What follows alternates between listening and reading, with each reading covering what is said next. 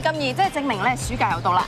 做老師就好啦，有得放暑假都不知幾咁開心。都唔係㗎，啲先生要準備下個學年嘅課程都好忙㗎喎，而且平時工作壓力又大啊，要面對好多問題㗎。所以一定要諗下方法減下壓，跳舞咧就係方法之一。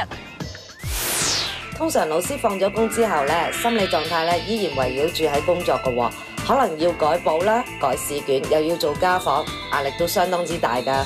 所以建議老師先做跳舞運動，以高運動量幫助減輕壓力、舒緩情緒。喺跳舞嘅時候再加埋香薰，好似佛手柑、橙葉等等嘅精油，都有助放鬆心情㗎。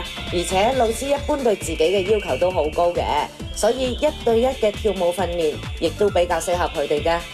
做老師雖然壓力大，但係工作時間都算穩定，比起有啲職業仲要日夜顛倒、食冇定時添啊！冇錯，除咗藝人，仲有護士添。簽營22特約舞動要加分係由簽營22贊助播出。